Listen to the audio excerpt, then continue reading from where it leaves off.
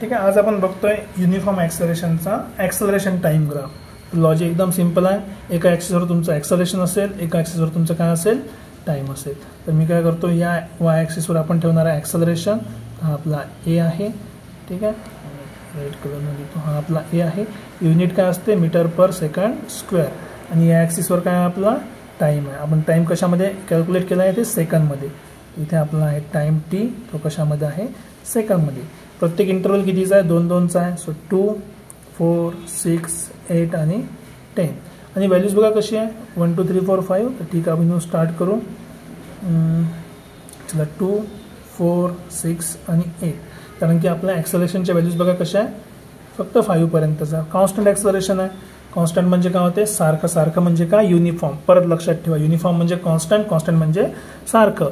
जर तुमच्या वर्डमध्ये constant velocity आलं, त्याचा अर्थ होते युनिफॉर्म व्हेलॉसिटीचा ग्राफ. जर तुमच्यासमोर कॉन्स्टंट ॲक्सेलरेशन आलं, त्याचा अर्थ होते युनिफॉर्म ॲक्सेलरेशनचा ग्राफ.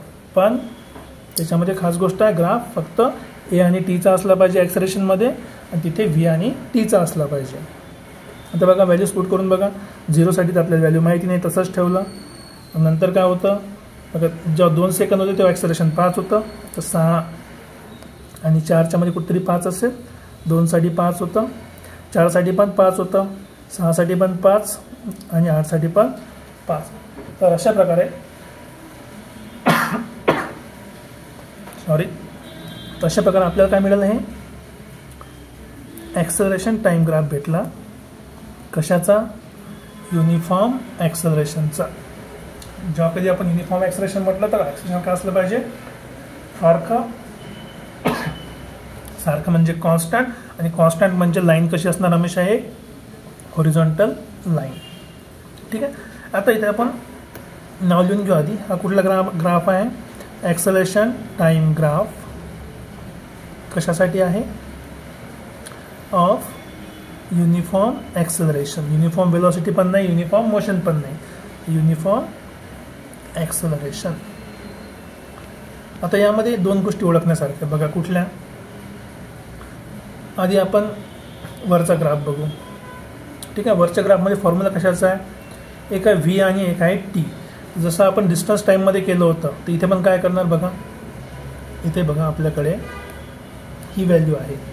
ॲक्सेलरेशन काढलं आपण, काय काढलं होतं, वायमध्ये चेंज झाला होता. कारण की बघा, 20 पासून 40 पर्यंत आपली व्हॅल्यू गेली होती. तर 20 पासून 40 पर्यंत आपली व्हॅल्यू गेली होती.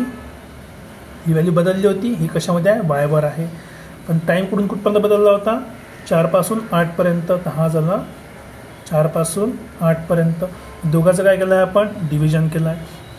म्हणजे जर मी या ग्राफवर समजा y/x घेतला, तर y म्हणजे कशाची व्हॅल्यू होती, y होती वरती व्हेलॉसिटीची.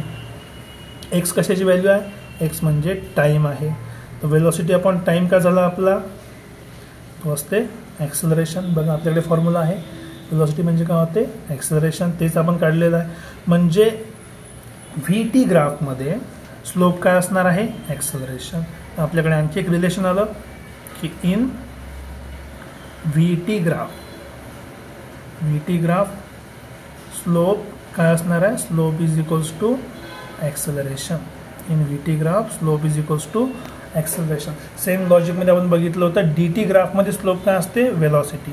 व्ही टी ग्राफमध्ये स्लोप काय असणार आहे, ॲक्सेलरेशन. आणखी एकदा सेम लॉजिक आपण इथं अप्लाय केलं की सपोज आपल्याकडे एक आणखी गोष्ट आहे. दुसरा फॉर्म्युला आपला आहे. की जर मी ॲज्युम करतो की मी सुरुवात 0 पासून केली. सो लेट ॲज्युम सुरुवात 0 पासून केली, तर इनिशियल व्हेलॉसिटी किती राहणार आहे, 0. कारण की सुरुवातच 0 पासून केली आहे. तर आपला ॲक्सेलरेशनचा फॉर्म्युला काय बनणार आहे, v minus U upon T होता. यूची व्हॅल्यू किती आहे, 0. तो v मायनस 0 अपॉन टी. तर फॉर्म्युला काय भेटला, a is equals to v/t. आता टीला इकडे लेफ्ट साईडला मल्टिप्लायला घेऊन या. तुम्हाला काय भेटलं, a into t equals to v. आता a इंटू टीवर तुम्ही लक्ष द्या. a इंटू टी बघा काय, हे आपलं आहे a ची व्हॅल्यू आणि ही आपली आहे टाईमची value T. So a into T जर केलं तर परत लेंथ इंटू ब्रेथ भेटलं. लेंथ इंटू ब्रेथ किंवा लेंथ इंटू विड्थ काय असते, एरिया कशाचा, या रेक्टँगलचा एरिया. म्हणजे काय झालं, जेव्हा आपण एरिया घेतला, कोणत्या याच्यातला, एरिया अंडर कुठला ग्राफ आहे तो, कुठल्या ग्राफवरचा आहे, AT ग्राफ. AT ग्राफ तुम्हाला काय मिळणार आहे, गिव्ज अस वेलॉसिटी. बघा किती सोप्या सोप्या गोष्टी आणि किती कन्फ्युजिंग पण असं म्हणू शकतो आपण. Gives us velocity. लक्षात ठेवणं फार सोपं आहे. बघा लक्षात कसं ठेवायचं, मी इथे कुठेतरी रँडमली काहीतरी लिहून दाखवतो. आपण सुरुवात कुठून करतो, डिस्टन्सपासून. डिस्टन्सला जेव्हा आपण टाईमनं डिवाइड करतो आपल्याला मिळते वेलॉसिटी. वेलॉसिटीला जेव्हा आपण टाईमनं डिवाइड करतो आपल्याला काय मिळते, ॲक्सेलरेशन. ठीक आहे. So distance divide by time म्हणजे velocity, velocity divide by time म्हणजे ॲक्सेलरेशन. तर जेव्हा आपण v इंटू टी करतो मल्टिप्लिकेशन, तर आपल्याला काय मिळणार आहे, v इंटू टी म्हणजे s, तर आपल्याला मिळणार डिस्टन्स. जेव्हा आपण t इंटू ए करतो तेव्हा आपल्याला काय मिळते, a इंटू टी काय मिळणार आहे, वेलॉसिटी. काय मिळणार, वेलॉसिटी. ठीक आहे. तेच जर तुम्ही पुढे गेले, पुढे म्हणजे काय, डिवाइड करतो. डिवाइड करतो म्हणजे काय झाला, स्लोप. आता हा डिव्हिजन आहे s बाय टी, हा काय झाला, स्लोप. स्लोप म्हणजे काय भेटणार, वेलॉसिटी. स्लोप म्हणजे तुमचं काय झालं बघा, पुढे पुढे जायचं. इथे पण काय स्लोप आहे, तर तुम्हाला काय भेटणार, पुढची व्हॅल्यू. पुढची व्हॅल्यू काय असणार आहे, ॲक्सेलरेशन. तर जेव्हा आपण रिव्हर्स येतो तेव्हा आपल्याला काय भेटतं, एरिया. तो एरिया आपल्याला काय देणार, डिस्टन्स देणार किंवा वेलॉसिटी. ते जर आपण पुढे गेलो तर आपल्याला काय मिळणार, वेलॉसिटी किंवा ॲक्सेलरेशन. ठीक आहे. एकदा परत मी सांगतो एक्सप्लेन करून, लक्ष द्या की आपल्याकडे आपण डिस्टन्सपासून वेलॉसिटीकडे गेलो, वेलॉसिटीपासून ॲक्सेलरेशनकडे गेलो. तर जेव्हा आपण पुढे जात आहे तेव्हा आपण टाईमने डिवाइड करतो. तर डिवाइड केला म्हणजे स्लोप भेटला, स्लोप म्हणजेच वेलॉसिटी. याला डिवाइड केलं म्हणजे आपल्याला परत स्लोप भेटला, तो म्हणजे काय झाला, ॲक्सेलरेशन. तेच जर रिव्हर्स आलं तर मल्टिप्लाय करायचं.